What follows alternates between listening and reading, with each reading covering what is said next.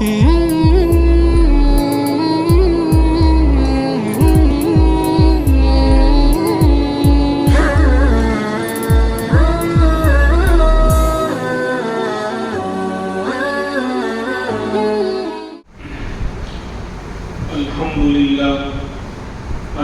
لله كفى وسلام على عباده الذين اصطفى أما بعد فأعوذ بالله من الشيطان الرجيم بسم الله الرحمن الرحيم وجعلناكم شعوبا وقبائل لتعارفوا إن أكرمكم عند الله أتقاكم وقال الله تبارك وتعالى ومن يتق الله يجعل له مخرجا ويرزقه من حيث لا يحتسب صدق الله العظيم اللهم صل على سيدنا محمد وعلى آل سيدنا محمد وبارك وسلم اللهم صل على سيدنا محمد وعلى آل سيدنا محمد وبارك وسلم اللهم صل على سيدنا محمد وعلى آل سيدنا محمد وبارك وسلم قرآن کریم کی دو آیات تلاوت کی گئی.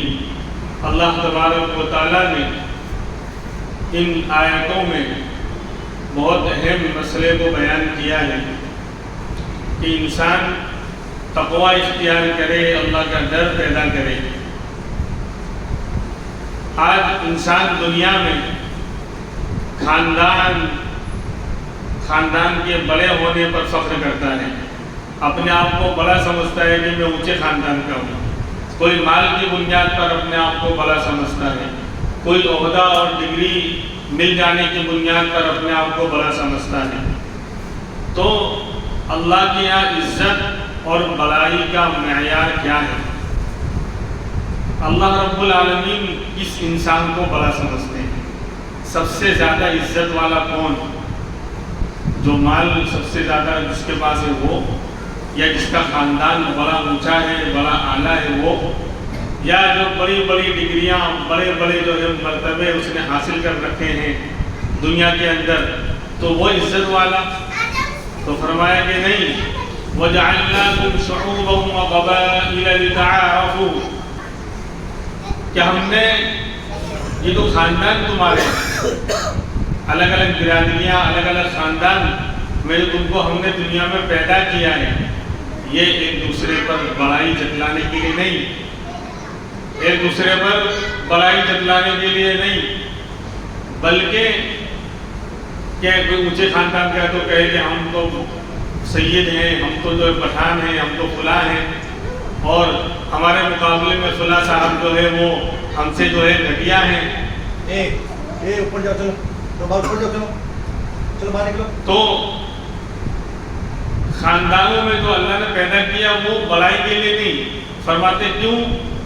اب مثال کے طور پر ایک محلے میں 3 زید نام کے لوگ رہتے ہیں، زید نام کے 3 لوگ ہیں، تو اب تینوں میں پہچان کیسے ہوگی کون سے زید بھائی ہیں؟ تو اللہ فرماتے ہیں وَجَعَلْنَاكُمْ شُعُوبًا وَقَبَائِلَ لِتَعَارَفُوا، کہ ہم نے تم کو الگ الگ قبیلوں میں اور خاندانوں میں اور کنبوں میں تو ہم نے بانٹا ہے، پیدا کیا ہے، لِتَعَارَفُوا، تاکہ ایک دوسرے کو پہچانو. خاندان یہ بڑائی جتلانے کے لیے نہیں ہے، خاندان کا بڑا ہونا یہ عزت والا ہونے کی دلیل نہیں ہے، بلکہ یہ الگ الگ خاندانوں میں ہم نے اس لیے تم کو پیدا کیا ہے اور بھیجا ہے تاکہ تم ایک دوسرے کو پہچانو. اب زید نام کے 3 لوگ تھے، تو کون سے زید بھائی؟ تو کہا کہ زید پٹھان، زید انصاری اور زید شیخ. تو اب جو شیخ اور انصاری اور پٹھان یہ تعارف کے لیے کہ جب کہیں گے کون زید بھائی، تو کہا کہ وہ زید شیخ کی بات کر رہا ہوں. بولے اچھا اچھا اچھا. تو یہ خاندانوں کا جو ذکر ہے، خاندانوں میں جو اللہ نے پیدا کیا ہے، یہ سرنیم جو ہے یہ تعارف کے لیے ہے، پہچان کے لیے ہے، یہ بڑائی اور عزت کا معیار نہیں. تو پھر اللہ میاں آپ کے یہاں جب خاندان اور کنبہ اور قبیلہ اس کا بڑا ہونا یہ عزت کا معیار نہیں، تو پھر عزت کا معیار آپ کے یہاں کیا ہے؟ کون عزت والا مانا جائے گا؟ تو فرمایا کہ چاہے اعلیٰ خاندان کا ہو لیکن جو ہم چاہتے ہیں وہ بات اس کے اندر نہیں ہے تو عزت والا نہیں ہو سکتا۔ چاہے نیچے خاندان کا ہو، دنیا میں اس کی ویلو کم ہے، لیکن جو ہم چاہتے ہیں اگر وہ بات اس بندے کے اندر ہے تو ہمارے یہاں عزت والا مانا جائے گا۔ کیا ہے؟ ان اکرمکم عند اللہ اتقاکم، کہ بے شک تم میں سب سے زیادہ مکرم، معزز، عزت والا اللہ کے نزدیک کون ہے؟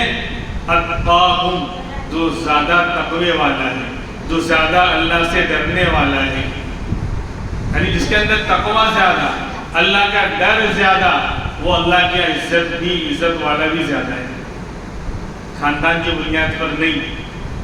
آج بہت سے لوگ خاندانوں کا لیول لے کر پڑے ہوئے ہیں کہ ہم تو یوں ہیں، لیکن کیریکٹر کچھ نہیں، اخلاق کے اعتبار سے بالکل گھٹیا، نہ اللہ کا حق ادا کر رہے ہیں نہ مخلوق کا خیال رکھ رہے ہیں، بس اپنے اونچے خاندان والا ہونے کو لے کے چاٹ رہے ہیں، اسی پر بڑائی اور فخر بیان کر رہے ہیں، لیکن اللہ کے سامنے جھکنے کو تیار نہیں، فرائض تک ادا کرنے کو تیار نہیں۔ تو ایسے انسانوں کا صرف لیول لگ جانا کہ فلاں صاحب ہیں اور سرنیم بہت اونچا ہے تو اللہ کہیں کہ ہمارے یہاں اس کی کوئی ویلو نہیں، ہمارے یہاں مقام اور ویلو اور اہمیت اور عزت ہے تو جو ہم سے زیادہ ڈرنے والا ہے، تقوی جتنا زیادہ انسان کے اندر ہوگا اتنا اکرم اور معزز اللہ کے یہاں وہ ہوگا۔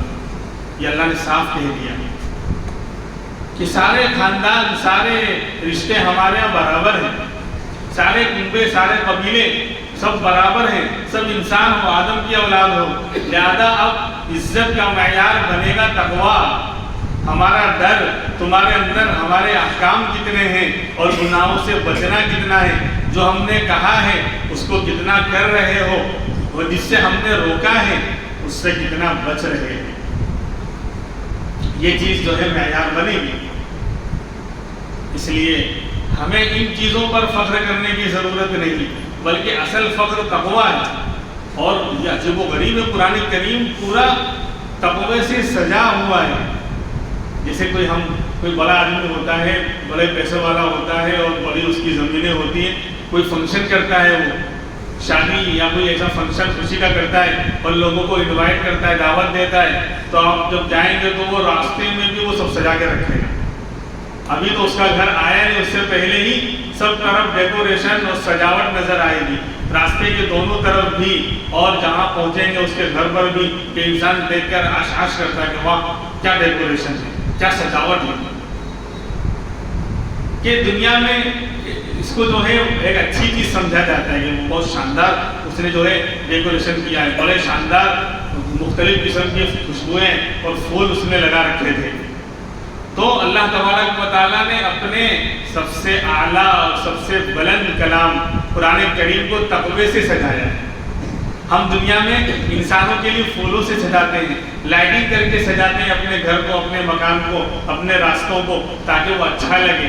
اللہ فرماتے ہیں مجھے تقوی پسند ہے، مجھے تقوی پسند ہے۔ تو قرآن کریم کو اللہ نے جگہ جگہ تقوی سے سجایا ہے۔ تقوی کی آیتیں بے شمار ہیں، یعنی سینکڑوں آیتیں ہیں جس میں اللہ نے تقوی کا بیان کیا ہے۔ بلکہ انسان کی پیدائش کا جو ذکر قرآن کرنے جا رہا ہے اور جہاں قرآن نے کیا ہے، سورہ نساء کی پہلی آیت، یا ایھا الناس اتقوا ربکم الذی خلقکم من نفس واحدہ وخلق منها زوجها وبث منهما رجالا كثيرا ونساء۔ قرآن کریم کی سورہ نساء کی پہلی آیت، وہاں اللہ نے پوری انسانیت کو، صرف مسلمانوں کو نہیں، پوری انسانیت کو خطاب کر کے فرمایا، یا ایھا الناس اتقوا ربکم، اے لوگو اپنے رب سے ڈرو، اپنے رب کا تقوی اختیار کرو، کہ جس نے تم کو ایک جان سے پیدا کیا ہے، خلقکم من نفس واحدہ، یعنی آدم علیہ السلام سے پیدا کیا ہے۔ یہی تو فرق ہے کہ مسلمانوں کا عقیدہ اور اسلامی نظریہ یہ ہے کہ انسان انسان سے ہی بنا ہے، انسان کی اصل انسان ہی ہے۔ آدم علیہ السلام کو سب سے پہلے اللہ نے ان کا پتلا تیار کر کے انسان بنایا، پھر ان کی بائیں پسلی سے ان کی بیوی حوا علیہ السلام کو پیدا کیا، پھر دونوں انسانوں کے ذریعے مرد عورت کے وبث منہما رجالا کثیرا ونساء، پھر ان دونوں کے ذریعے اللہ نے ہزاروں لاکھوں انسانوں کو دنیا میں پیدا کیا۔ ڈاروین کی تھیوری نہیں ہے ہمارے یہاں، ڈاروین جو ایک سائنٹسٹ گزرا ہے، سائنسداں، اس نے کہا ہے کہ انسان کی حقیقت بندر تھی۔ انسان تو اب جو لوگ ڈاروین کی تھیوری پہ چلتے ہیں اور اسی کو فالو کرتے ہیں تو ان کو بندر مل جائے تو ان کو کہنا چاہیے اور لگڑ دادا خیریت اور سپر دادا خیریت، ان کا احترام، کیونکہ وہ ان کے پروج ہیں۔ ہم تو اس مسلمان ہیں، قرآن کے ماننے والے ہیں، اللہ رسول کے دیوانے ہیں، لہذا قرآن کہہ رہا ہے کہ نہیں نہیں، یعنی کتنی بری بات ہے۔ کیا کہتا ہے ڈاروین کہ انسان کی حقیقت بندر تھی، بندر سے انسان بنا، کہ وہ اللہ کا جو فریم تھا نا وہ بندر کو پیدا کرنے کا، اس میں خرابی ٹیکنیکل پرابلم آتی گئی، تو پہلے وہ جھکا ہوا تھا، پھر دوسرا فریم جب بنایا تو تھوڑا یوں ہو گیا، پھر تیسرا فریم آیا تو اس میں بھی ٹیکنیکل پرابلم، تو پھر سیدھا کھڑا ہو گیا، پھر آئندہ جو فریم بنی اس کے اندر بال بال میں جھڑ گئے، پھر سیدھا انسان ہو گیا، تھوڑا چہرہ بھی بدل گیا۔ تو بولے انسان کی حقیقت بندر ہے، تو جو اپنے آپ کو کہے بندر پھر وہ بندر ہے، سمجھے کہ ہم تو انسان کو انسان ہی مانتے ہیں کہ ہم کو اللہ نے انسان سے ہی پیدا کیا ہے۔ آدم اور حوا ہمارے ابا اور ہمارے اماں ہیں۔ قرآن یہ کہہ رہا ہے، تو اس آیت میں بھی تقوی کی بات پہلے کی، ابھی تو ایمان کی دعوت نہیں، ابھی تو نماز کی دعوت نہیں، ابھی تو جو ہے نہ زکوٰۃ نہ روزہ کسی چیز کو نہیں، ابھی انسانیت کو خطاب کر رہے ہیں، تو پہلی بات تقوی کی، یا ایھا الناس اتقوا، کیا بات ہے اللہ میاں، ایمان پہلے ایمان کو تو بیان کرو، سب سے اہم ایمان ہے، پھر نماز ہے، روزہ ہے، زکوٰۃ ہے، اسلام کے ارکان یہ سب سے اعلیٰ ہیں۔ لیکن تقویٰ کہا کہ ہاں یہی تو وہ چیز ہے کہ یہ آ گیا تو سب آ گیا، یہ وہ صفت ہے تقوی کی، ابھی بتاؤں گا تقویٰ ہے کیا، یہ وہ صفت ہے، یہ وہ خوبی ہے، یہ وہ انسان کے اندر وہ شاندار کمال ہے کہ اگر تقویٰ پیدا ہو گیا تو ایمان بھی اعلیٰ، نماز بھی اعلیٰ، زکوٰۃ بھی عمدہ، زندگی کے ہر فیلڈ میں انسان اعلیٰ اور بہترین بن جائے گا، اعلیٰ کردار اور بہترین کیریکٹر کا حامل بن جائے گا۔ تقویٰ آ گیا۔ تقویٰ کیا ہے؟ شیخ فرید بن عطار رحمۃ اللہ علیہ نے یہ فارسی کے اندر اشعار لکھے، تو لکھتے ہیں چیست تقویٰ ترک شبہات و حرام، از شراب و از لباس و از طعام، چیست تقویٰ ترک شبہات و حرام، از شراب و از لباس و از طعام۔ تقویٰ کیا ہے؟ فارسی کے کا شعر ہے یہ، چیست تقویٰ، تقویٰ کیا ہے؟ واٹ از تقویٰ؟ کہ کہا ترک شبہات و حرام، حرام اور شک شبہ والی چیزوں کو چھوڑ دینا، یہ تقویٰ ہے۔ حرام اور شک شبہ والی چیزوں کو چھوڑ دینا، کس میں؟ از لباس و از شراب و از طعام، روٹی کپڑا مکان، کھانے پینے اور ہر استعمال کی چیزوں میں جو حرام ہے اور جو شک والی ہے اس کو چھوڑ دینا، یہ تقویٰ ہے۔ اب تقوی کے درجات ہیں، سب سے پہلا درجہ تقوی کا یہ ہے، تقوی کا معنی اللہ سے ڈرنا، پرہیز کرنا، مطلب بہت بڑا پرہیزگار ہے، بہت بڑا متقی ہے، تو مطلب بہت بڑا اللہ سے ڈرنے والا ہے، بہت بڑا پرہیز کرنے والا ہے۔ اس سے ہم بیمار ہوتے ہیں تو ہی پرہیزگار بنتے ہیں۔ آج کل انسان دین کے معاملے میں پرہیزگار نہیں بنتا، لیکن دنیا کے معاملے میں ڈاکٹر نے کہہ دیا کہ یہ نہیں کھانا ہے تو اس کو سونگھے گا بھی نہیں، ہاتھ بھی نہیں لگائے گا۔ تو بھائی ڈاکٹر نے کھانے کو منع کیا تھا، دیکھنے کو اور چھونے کو منع نہیں کیا تھا، لیکن ہاتھ بھی کہیں بولے اس سے انفیکشن ہوتا ہے، پھر چھونے سے وائرس تو نہیں آ جائے گا اندر، کھانا تو دور کی بات ہے۔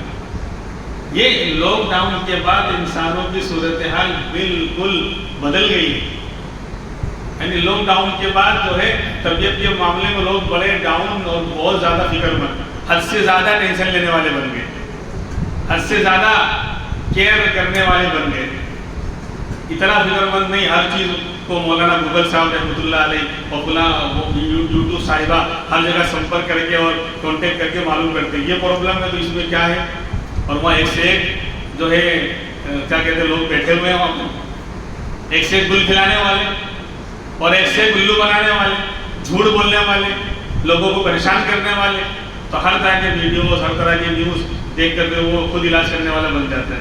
خیر، تو تقوی کا سب سے ہلکا درجہ پہلی سیڑھی ہے کہ شرک اور کفر سے بچنا۔ تقوی کے معنی ڈرنا، بچنا، پرہیز کرنا۔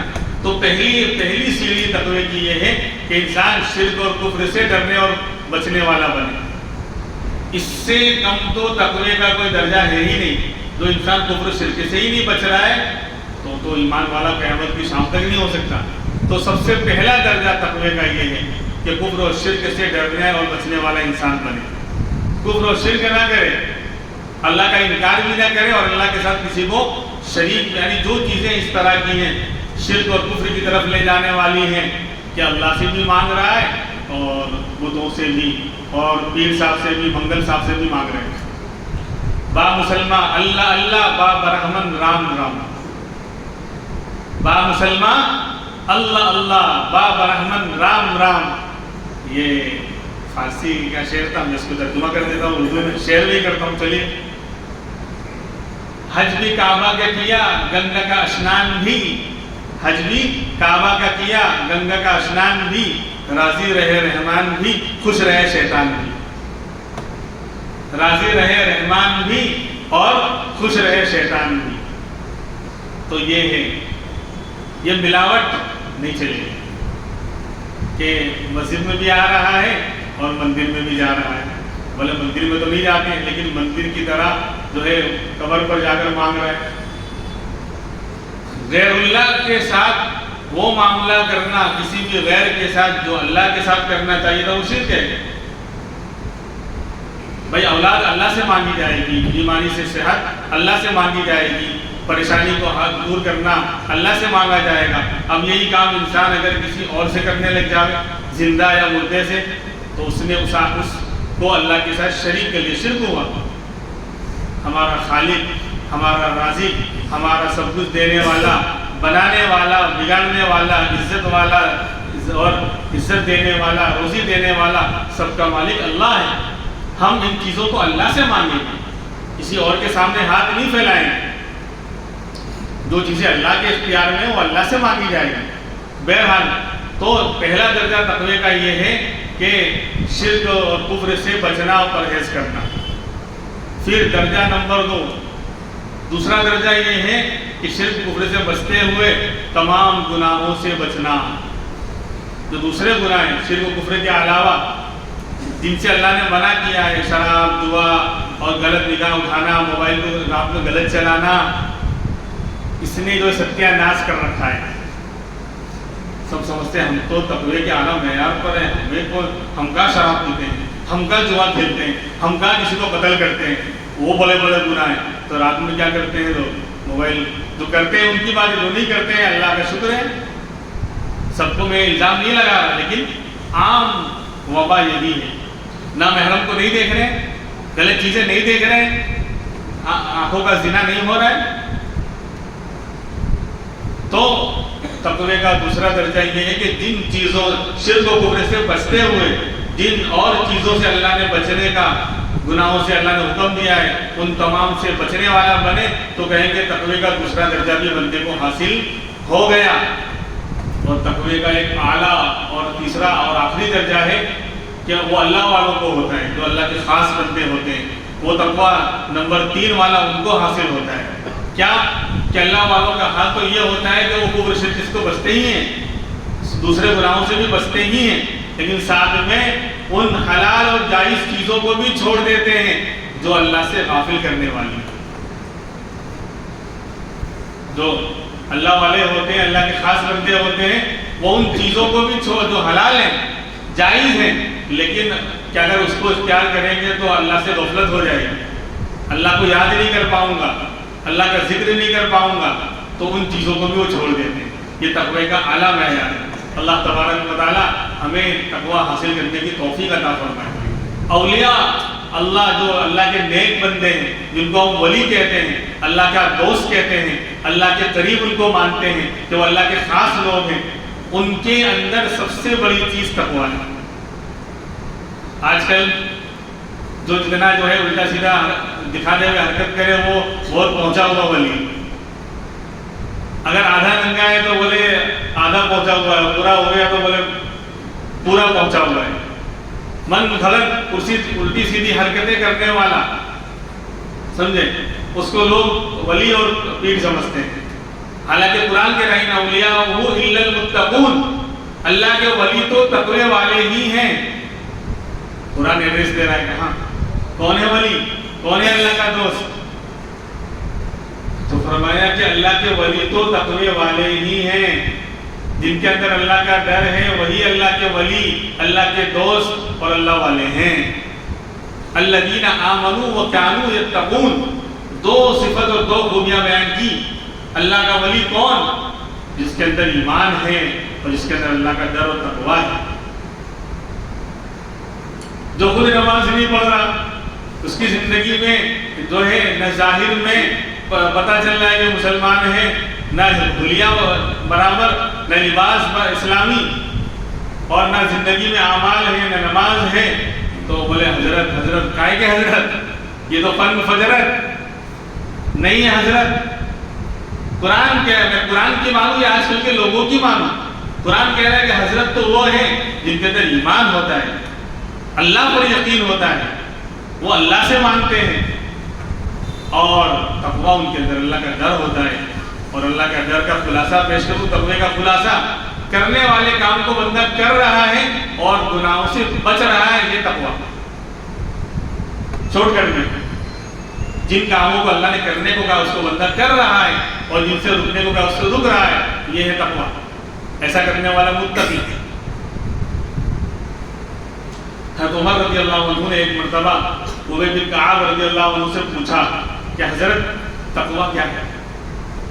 حضرت عمر تو بڑے ہیں ان سے، ابی بن کعب بھی بڑے صحابی ہیں، حضرت عمر کا مقام اور اونچا ہے، تو کیا پتہ نہیں تھا؟ پتہ تھا، لیکن تاکہ حاضرین کو پتہ چل جائے۔ کبھی ٹیچر اسٹوڈنٹ سے سوال کرتا ہے، جب کچھ لوگ مہمان آئے ہوئے ہوتے ہیں اسکول میں، تو ٹیچر سوال کرتی ہے کس سے؟ اسٹوڈنٹ سے۔ کیا ٹیچر کو معلوم نہیں ہے؟ ٹیچر کو تو معلوم ہے، لیکن تاکہ دوسروں کو معلوم پڑ جاوے کہ اسٹوڈنٹ کو بھی آتا ہے اور ہم نے محنت کر رکھی ہے، اس لیے سوال کرتی ہے۔ تو ایسے حضرت عمر نے سوال کیا ابی بن کعب سے کہ حضرت تقویٰ کس کو کہتے ہیں؟ تو عرض کیا کہ حضرت کبھی آپ جنگل میں ایسے راستے سے گزرے ہیں کہ دونوں طرف کانٹے دار درخت ہوں اور بیچ میں تنگ راستہ ہو، دونوں طرف کانٹے والے درخت ہوں اور بیچ میں بہت تنگ راستہ ہو، تو وہاں سے آپ گزرے ہیں تو کیسے گزریں گے؟ تو کہا میں تو بالکل اپنے کپڑوں کو سمیٹ کر بہت احتیاط کے ساتھ دائیں بائیں دیکھتے ہوئے بہت جلدی سے گزر جاؤں گا، کہیں کپڑا الجھ نہ جاوے، کہیں کانٹا چبھ نہ جاوے، کہیں تکلیف نہ ہو جاوے۔ تو کہا بس اسی کا نام تقویٰ ہے کہ انسان زندگی کے راستے پر بہت اپنا دامن بچاتے ہوئے اور بہت ڈرتے ہوئے اور بہت احتیاط کرتے ہوئے زندگی کے راستے میں گزر جاوے کہ کوئی گناہ کے اندر الجھ نہ جاوے، اللہ کے نافرمانی کے اندر مبتلا نہ ہو جاوے، یہ تقویٰ ہے۔ بہت اچھی مثال ہے۔ اور تقوی کے فائدے کیا ہیں؟ وقت کم ہے اس لیے اب آگے بڑھتے ہیں۔ تقوی کا سب سے بڑا فائدہ قرآن کریم کی بہت شاندار آیت اللہ تبارک و تعالیٰ نے بیان فرمائی، وَمَن يَتَّقِ اللَّهَ يَجْعَلْ لَهُ مَخْرَجًا وَيَرْزُقْهُ مِنْ حَيْثُ لَا يَحْتَسِبُ، کہ جو تقوی اختیار کرے گا، اللہ کا ڈر اپنے اندر پیدا کرے گا، يَجْعَلْ لَهُ مَخْرَجًا، اللہ اس کے لیے راستے کھولتے جائیں گے۔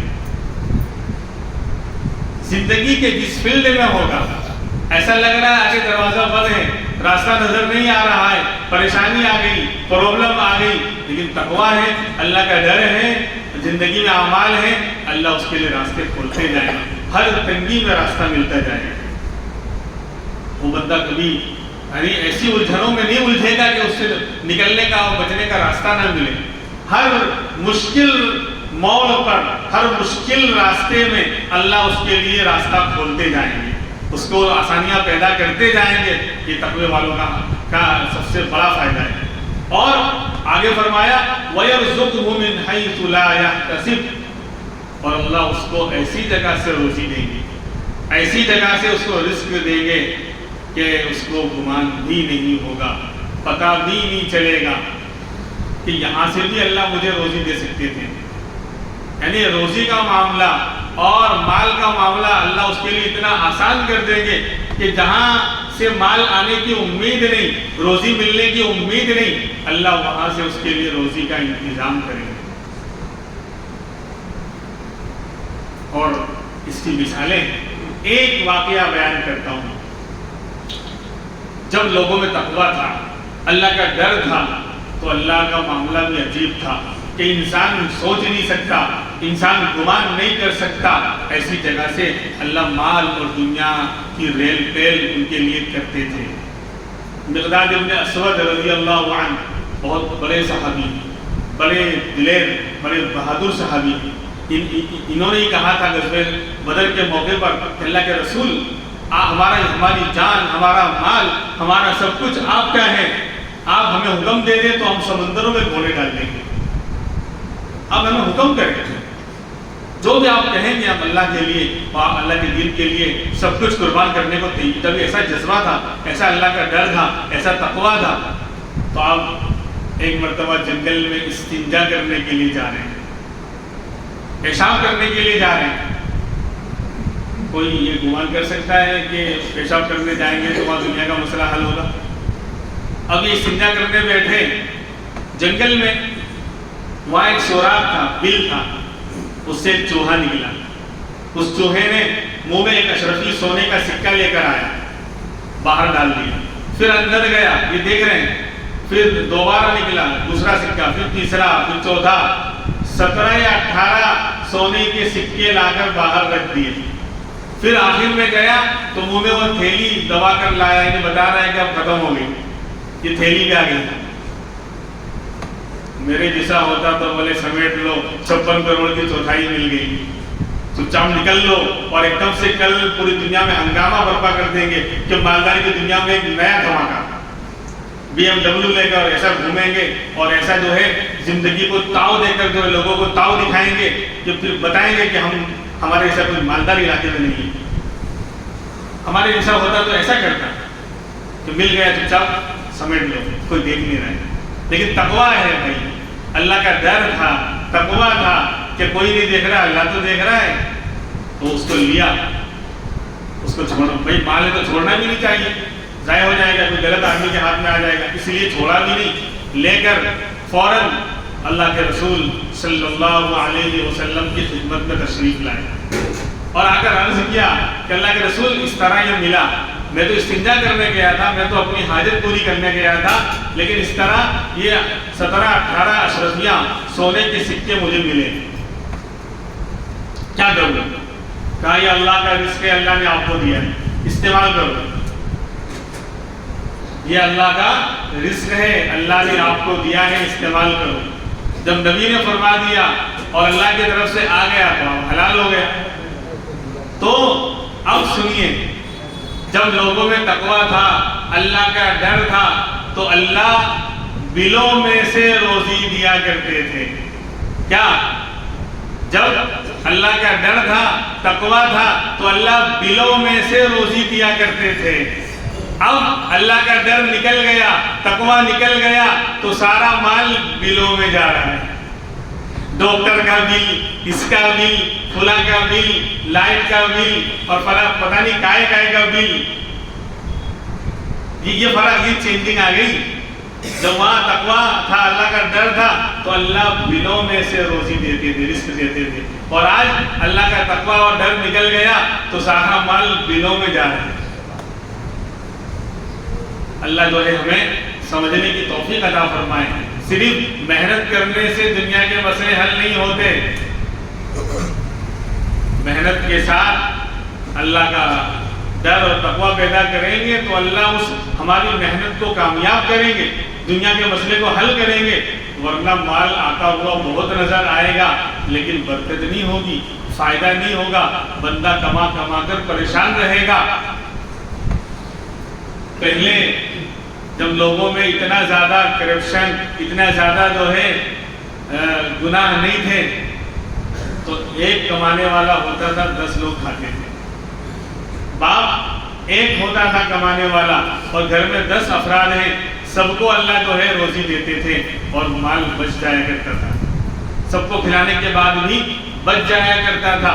اب گھر میں 5 لوگ 6 لوگ کمانے والے ہیں، لیکن پھر بھی مہینہ پورا ہوتے ہوتے خرچے پورے نہیں ہو رہے، مائنس آ رہا ہے، قرضہ لینا پڑ رہا ہے. تو کیا ہے تقویٰ اللہ کا ڈر یہ پیدا ہوگا تو سارے مسئلے حل ہوں گے. وَمَن يَتَّقِ اللَّهَ يُكَفِّرْ عَنْهُ سَيِّئَاتِهِ، اور جو تقویٰ اختیار کرے گا اللہ اس کے گناہوں کو مٹا دیں گے. یہ بھی ہے.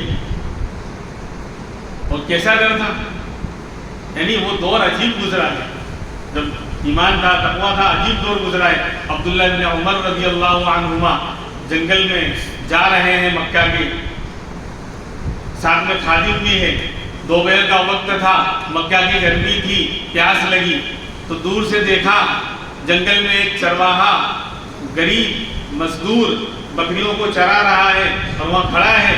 تو آپ نے کہا کہ چلو اس کے پاس چلتے ہیں، شاید کچھ پینے کو مل جائے. اس سے جا کر کہا تو کہا کہ پانی میرے پاس نہیں ہے. تو کہا اچھا ہے بکریوں کا دودھ پلا دو، یہ بکریاں ہیں ان کا دودھ، کہا یہ میری نہیں مالک کی ہے. وہ چرواہا یعنی مسلمانوں میں سب سے گھٹیا آدمی مانا جائے گا، ایک مزدوری کرنے والا، جنگل میں بکری چرانے والا، اس کی کیا حیثیت؟ کہہ رہا ہے کہ میری نہیں یہ مالک کی ہیں. تو عبداللہ بن عمر نے چلو اس کا امتحان لیتے ہیں. کہا اچھا ایک کام کر، ایک بکری ہم کو بیچ دے، اس میں سے ایک بکری ہم کو بیچ دے، تجھے پیسہ بھی دے دیں گے اور ہم اس کا دودھ بھی نکالیں گے، اس کا گوشت بھی پکائیں گے، تجھے بھی. کہا کہ میرا روزہ ہے. تو اور ان کو حیران کہ دھوپ میں، رمضان کا مہینہ نہیں تھا، ورنہ عبداللہ بن عمر بھی روزے سے ہوتے. تو جب یہ کہا کہ میرا روزہ ہے تو اور زیادہ تعجب ہوا کہ اس چلچلاتی دھوپ کے اندر یہ بھوکا پیاسا روزہ رکھ کر یہ کام کر رہا ہے. تو کہا کہ اچھا ایک کام کر، بکری ہم کو بیچ دے، ہم اس کو ذبح کریں گے، تجھے شام کا تیری افطاری کا ہو جائے گا. اور آقا کو بول دینا کہ بھیڑیا لے گیا، جھوٹ بول دینا، تجھے پیسے بھی مل جائیں گے، تجھے گوشت بھی دیں گے. اور پتہ نہیں چلتا کیونکہ عرب بہت بکریاں پالتے ہیں. آج بھی جب آپ مکے سے مدینہ کا سفر کریں گے راستے میں ان کے بڑے بڑے یعنی بکریوں کے ریوڑ نظر آتے ہیں. اور اس زمانے میں تو بہت زیادہ تھا، سینکڑوں بکریاں ہوتی تھی. اگر ایک آدھ آگے پیچھے ہو گئی تو کوئی فرق پڑنے والا نہیں تھا، وہ بول لیتا تو آقا مان بھی لیتا.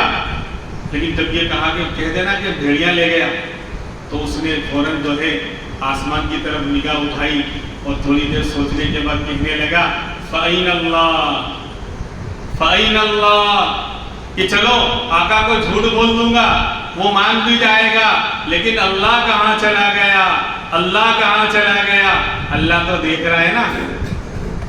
عبداللہ بن عمر رضی اللہ عنہ بڑے لوگوں میں ہیں، کھڑے ہو کر رونے لگے کہ واہ کیا اسلام کا اعلیٰ دور ہے کہ بڑے مسلمانوں کی بات نہیں، ایک جنگل میں معمولی مسلمان بکری چرانے والا جنگل میں وہ کہہ رہا ہے فَأَيْنَ اللَّهُ، اللہ کہاں چلا گیا، اللہ تو دیکھ رہا ہے، اللہ کو جھوٹ کیسے بول سکتا ہوں. بھائی جب تقویٰ تھا، ایمان تھا، تو گھٹیا سب سے کم درجے کے مسلمان کی پوزیشن یہ تھی. اور آج ہمارا حال کیا ہے؟ اچھے لوگ سود بھی لے رہے ہیں، لون بھی لے رہے ہیں، حرام حلال کوئی تمیز نہیں. بولے مسئلہ نہیں پوچھنا، کیوں معلوم ہے پہلے سے حرام ہے. مفتی صاحب مسئلہ یہ بتائیں گے. ایک دکان تھی اور بھوکے مر رہا تھا بیچارہ، ایک دکان تھی چل رہی تھی لیکن بیچارہ بھوکے مر رہا تھا، 3 دن سے کھانے کو ملا نہیں تھا، اس لیے دوسری دکان کرنے لگا.